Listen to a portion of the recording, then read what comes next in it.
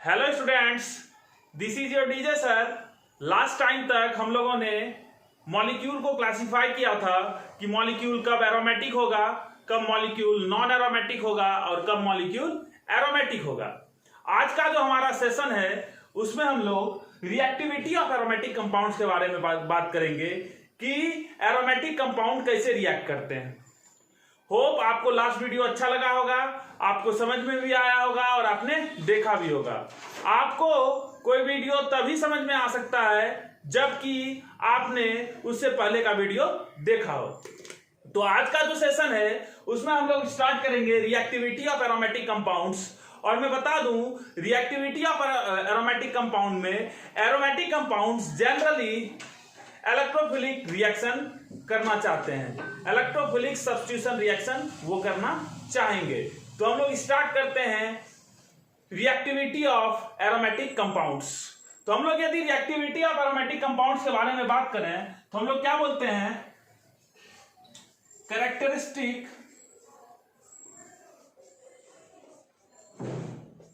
Reaction of aromatic compound is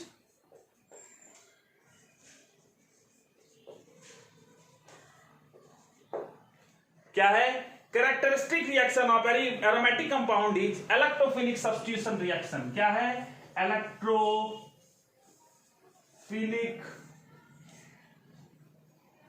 substitution reaction.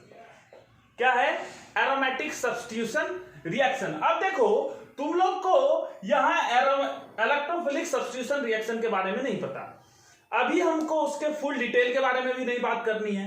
हमें अभी बस इलेक्ट्रोफिलिक सब्स्टिट्यूशन रिएक्शन में क्या समझना है कि इलेक्ट्रोफाइल्स आर सब्स्टिट्यूटेड। इलेक्ट्रोफाइल आप जानते हैं जिसपे पॉजिटिव चार्ज होगा वो इलेक्ट्रोफाइल्स की तरह काम करेंगे, या जिसके पास वैकेंट ऑर्बिटल होगा वो वर्क करेंगे कैसे, इलेक्ट्रोफाइल्स के रूप में। तो जैसे हमारे पास कोई एक एरोमेटिक मॉलिक्यूल है, जैसे इस बेंजीन का हम लोग एग्जाम्पल लेते हैं। क्या लिए, इस बेंजीन के एग्जाम्पल को देखते हैं। ये बेंजीन एरोमेटिक है, आप चेक कर लीजिए ये एरोमेटिक है कि नहीं। आपको 6 पाई इलेक्ट्रॉन्स देख रहे हैं, 6 पाई इलेक्ट्रॉन साइक्लिक है, कंजुगेटेड है और प्लेनर है। Cyclic, conjugated, planar, hattrick bond मिले, हैट्रिक विकेट मिलने के बाद मैंने बताया था कि यदि 4m+2 पाई इलेक्ट्रॉन हो तो वो मॉलिक्यूल क्या होगा, एरोमेटिक होगा। तो इसका जब हम लोग किसी के साथ रिएक्शन करते हैं, ENU के साथ रिएक्शन करते हैं। देखो E stands for electrophile and NU stands for nucleophiles. Nucleophiles are negatively charge, तो इस पे मान लेते हैं पार्शियल नेगेटिव चार्ज है और इस पे पार्शियल पॉजिटिव चार्ज। तो इसका होगा क्या, इस रिएक्शन में होगा क्या, इसके बारे में हमको बात करना है। तो देखो क्या होगा कि ये इलेक्ट्रोफाइल और न्यूक्लियोफाइल सबसे पहले आपस में ब्रेक करेगा और ये बनाएगा E+ और NU-। अब देखो यहां जो पाई बॉन्ड है ये इस पाई बॉन्ड पे अटैक करेगा। क्या करेगा, पाई बॉन्ड पे अटैक करेगा। आप पहले इसको ठीक से देख लीजिए और सोचिए कि इलेक्ट्रोफाइल अटैक करेगा कि न्यूक्लियोफाइल। मैंने पहले ही बोल दिया है कि कैरेक्टरिस्टिक रिएक्शन जो है वो इलेक्ट्रोफिलिक सब्स्टिट्यूशन रिएक्शन है। तो हम लोगों ने क्या बात किया कि हमारा जो है एरोमेटिक कंपाउंड का जो कैरेक्टरिस्टिक रिएक्शन है वो है इलेक्ट्रोफिलिक सब्स्टिट्यूशन रिएक्शन। तो इलेक्ट्रोफिलिक सब्स्टिट्यूशन रिएक्शन में इस एरोमेटिक कंपाउंड पे कोई इलेक्ट्रोफाइल पहले अटैक करेगा। तो हम लोग इसके मैकेनिज्म को देखते हैं कि ये रिएक्शन होता कैसे। क्लियर दिख रहा होगा, ये है, इसमें कोई दिक्कत है। देखो इस पे यदि किसी इलेक्ट्रोफाइल का अटैक होगा, इलेक्ट्रोफाइल यदि इस पे रिएक्ट करेगा तो मानते हैं कि ये किसी इस sp2 हाइब्रिडाइज्ड कार्बन पे अटैक किया। जैसे ये इस पे अटैक करेगा ये पाई बॉन्ड शिफ्ट करके यहां चला जाएगा। क्या होगा, पाई बॉन्ड शिफ्ट करके यहां चला जाएगा। तो क्या होगा बताओ,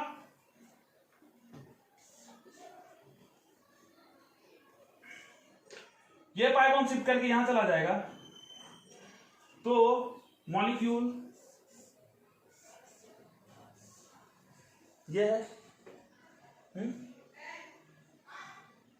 ठीक है। अब देखो ये इलेक्ट्रोफाइल यहां आके लग गया, यदि ये इस पे बॉन्ड बनाया तो ये पाई बॉन्ड शिफ्ट करके यहां गया, तो यहां कोई एक माइनस चार्ज जनरेट होगा और ये ऐसे लग जाएगा, ठीक है।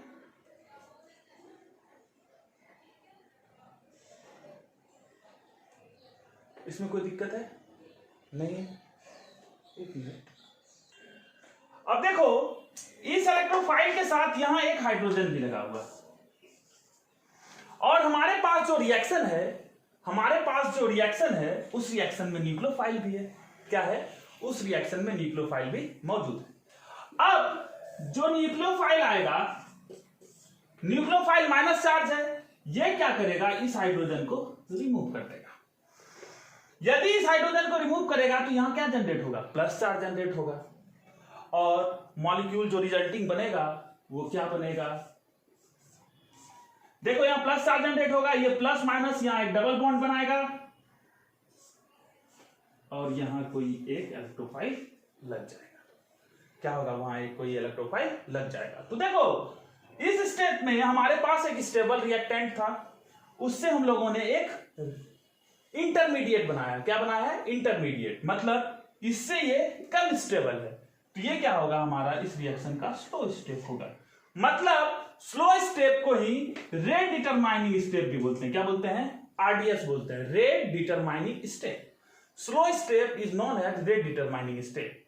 अब यदि तुमको ये क्वेश्चन है कि सर ये रेट डिटरमाइनिंग स्टेप क्यों है, तो देखो ये हमारा रिएक्टेंट स्टेबल था और हम लोगों ने इससे रिएक्शन करके जो ये प्रोडक्ट बनाया इसमें चार्ज है, मतलब ये ज्यादा अनस्टेबल है। क्या है? ये अनस्टेबल है। हम लोग जब भी एक स्टेबल से अनस्टेबल मॉलिक्यूल बनाएंगे तो हमें ज्यादा टाइम लगेगा उसको बनाने के लिए, तो ये हमारा स्लो स्टेप होगा।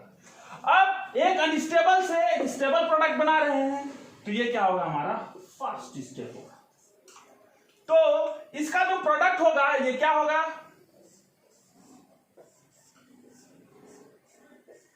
और यहां कोई एक इलेक्ट्रोफाइल लग जाएगा।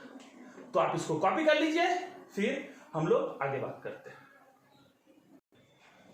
देखो अब हम लोग किसी भी मॉलिक्यूल पे, जैसे हमारे पास यहां भी बेंजीन के साथ NH2 और NO2 हम लोग अटैच कर दिए। अब इन तीनों में कंपेयर करना है कि सबसे ज्यादा रिएक्टिव कौन होगा। मतलब इन तीनों में reactivity of electrophilic substitution reaction को कंपेयर करना है। ये ESR का मतलब इलेक्ट्रोफिलिक सब्स्टिट्यूशन रिएक्शन। देखें यदि फर्स्ट मॉलिक्यूल को देखें तो यहां पाई बॉन्ड का जो इलेक्ट्रॉन डेंसिटी है, ना कोई मॉलिक्यूल इस पे ऐसा लगा हुआ है जिसको कम कर रहा है, ना तो कोई ज्यादा कर रहा है। तो हम लोग क्या लिख सकते हैं? Pi electron density remains constant. अब देखो यहां जो NH2 है ये इसके साथ कंजुगेशन में है और ये इलेक्ट्रॉन डेंसिटी इसको देगा। मतलब ये प्लस m ग्रुप है। ये क्या है?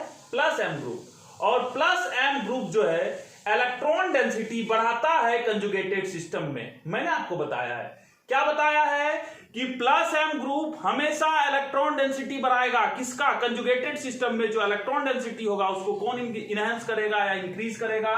प्लस m वाले group. Plus m plus i always increases the electron density in the conjugated system. यदि NO2 को देखें तो इसका स्ट्रक्चर ऐसे बना लेते हैं, डबल बॉन्ड O और ये कोऑर्डिनेटेड O। देखो इस नाइट्रोजन से ये ऑक्सीजन ज्यादा इलेक्ट्रोनेगेटिव है, तो ये ऑक्सीजन का क्या टेंडेंसी होगा कि इलेक्ट्रॉन डेंसिटी अपनी तरफ खींच ले। और वैसे भी हम लोग जानते हैं कि NO2 जो है वो एक माइनस m ग्रुप है। क्या है? Minus m group. तो देखो ये जो है ये क्या करेगा? इलेक्ट्रॉन डेंसिटी बढ़ाएगा। किसमें? कंजुगेटेड सिस्टम में। और ये इलेक्ट्रॉन डेंसिटी घटाएगा। किसमें? कंजुगेटेड सिस्टम में। तो यहां क्या होगा? और एक बात हम लोग जानते हैं कि मेसोमेरिक इफेक्ट जो है वो ऑर्थो एंड पारा डायरेक्टिंग होता है। तो कहां इलेक्ट्रॉन डेंसिटी बढ़ता है? याद कीजिए, मैंने आपको पढ़ाया था कि इलेक्ट्रॉन डेंसिटी बढ़ाएगा मेसोमेरिक इफेक्ट कहां? ऑर्थो और पारा पोजीशन पे बढ़ाएगा, मेटा पे इसका कोई भी इफेक्ट नहीं होता है। तो देखो यहां क्या होगा कि इलेक्ट्रॉन डेंसिटी ऑर्थो और पारा पोजीशन पे बढ़ेगा। और यहां क्या होगा? यहां इलेक्ट्रॉन डेंसिटी घटेगा। अब देखो यहां क्या हुआ है, पाई इलेक्ट्रॉन डेंसिटी इंक्रीजेज। क्या हो रहा है? Pi electron density increases. यदि पाई इलेक्ट्रॉन का इलेक्ट्रॉन डेंसिटी बढ़ गया, मतलब यदि यहां इलेक्ट्रॉन ज्यादा हो गया, तो more chances to attack at that position. तो क्या होगा? More reactive towards electrophilic substitution reaction. अब यदि थर्ड मॉलिक्यूल के पास जाएं तो यहां प्लस चार्ज और प्लस चार्ज में क्या होगा? रिपल्सन।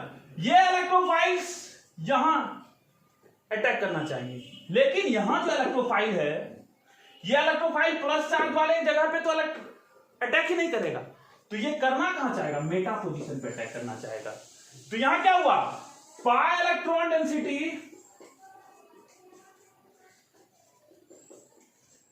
डिक्रीजेज। तो क्या होगा?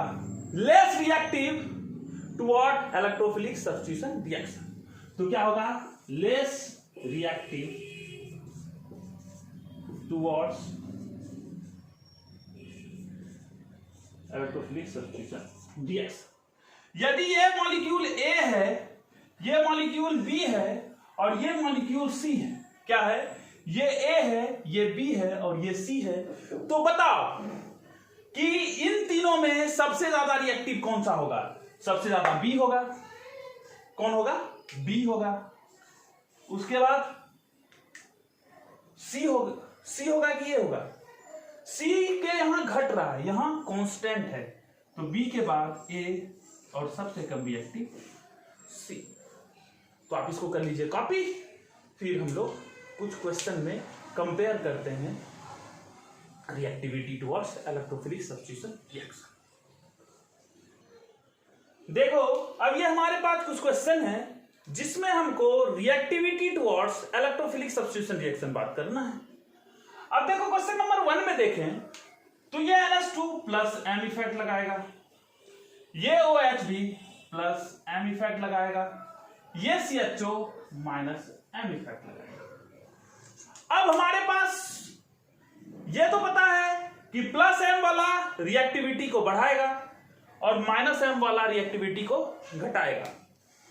ये प्लस M वाला ऑर्थो पारा पोजीशन पे रिएक्शन करवाएगा और माइनस M वाला ऑर्थो पारा पे नहीं करने देगा इलेक्ट्रोफिलिक सब्स्टिट्यूशन रिएक्शन। ये मेटा डायरेक्टिंग ग्रुप हो जाएंगे, ये मेटा पे बोलेंगे रिएक्शन करो। किस पे करो? मेटा पे। अब इन दोनों में से हमको कंपेयर करना है कि कौन प्लस M ज्यादा देगा। देखो ये लोन पेयर नाइट्रोजन पे, ये लोन पेयर ऑक्सीजन पे। अब देखो नाइट्रोजन और ऑक्सीजन को देखें तो नाइट्रोजन का इलेक्ट्रोनेगेटिविटी कम और ऑक्सीजन का इलेक्ट्रोनेगेटिविटी ज्यादा।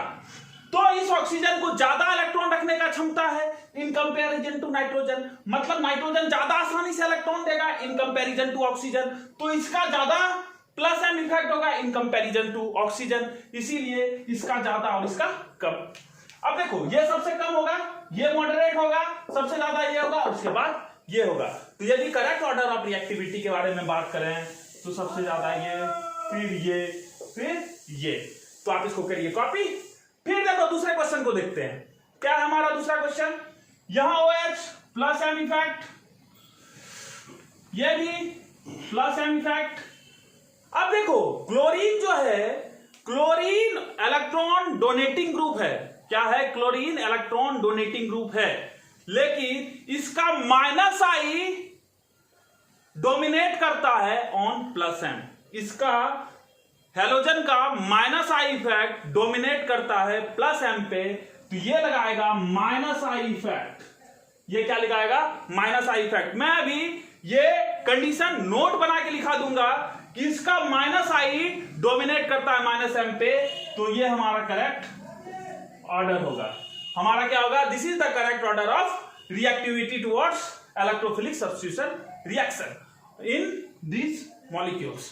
तो देखो हम लोगों ने इलेक्ट्रोफिलिक सब्स्टिट्यूशन रिएक्शन के रिएक्टिविटी में क्या देखा कि प्लस एम इफेक्ट जो है वो रिएक्टिविटी को बढ़ाएगा और माइनस एम इफेक्ट जो है वो रिएक्टिविटी को घटाएगा। सिमिलरली प्लस आई रिएक्टिविटी को बढ़ाएगा और माइनस आई रिएक्टिविटी को घटाएगा।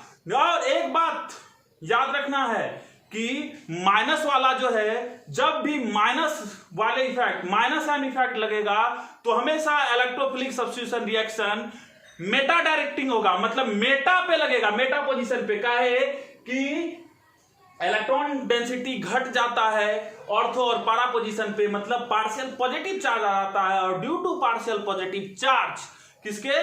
पार्शियल पॉजिटिव चार्ज के कारण हम लोग इलेक्ट्रोफाइल जो कि ऑलरेडी पॉजिटिवली चार्ज है उसको हम लोग ऑर्थो और पारा पोजीशन पे नहीं लगा सकते।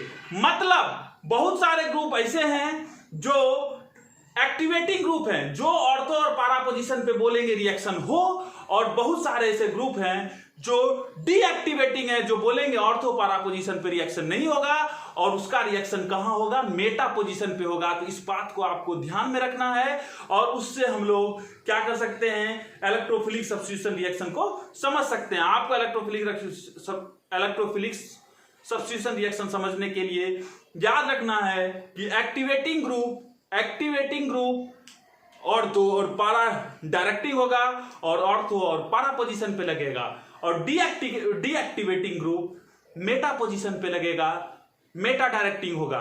तो इसको आप कीजिए कॉपी, फिर मैं ग्रुप्स लिखा देता हूं कि कौन एक्टिवेटिंग ऑर्थो और पारा डायरेक्टिंग होगा और कौन डीएक्टिवेटिंग और मेटा डायरेक्टिंग होगा। मैं लिख देता हूं, उसको ध्यान में रखिएगा, तो आपसे कभी भी गलती होने की संभावना नहीं होगी। साथ में मैं ये भी बता दूंगा, लिखा देता हूं कि क्लोरीन जो है वो माइनस आई देता है in comparison to plus M effect. अब यदि हम लोग देखें तो ये दोनों जो हम लोगों ने लिखा है, ये प्लस एम वाले ग्रुप हैं, ये माइनस एम वाले ग्रुप हैं। ये आपको याद रखना है, आपको याद होगा। आपको मैंने बोला था कि आप इसको याद कर लीजिए, आपके लिए बहुत फायदेमंद होगा। NH minus, O minus, NR2 minus, NHR, NS2, OH, OR, SH, NS, C double bond OR, O, C double bond OR. These are plus M effect. मतलब ये सब प्लस एम इफेक्ट देंगे, और जो प्लस एम इफेक्ट देंगे वो क्या होंगे? एक्टिवेटिंग होंगे और ऑर्थो पारा डायरेक्टिंग होंगे। क्या होंगे? एक्टिवेटिंग एंड ऑर्थो पारा डायरेक्टिंग फॉर मेसोमेरिक इफेक्ट।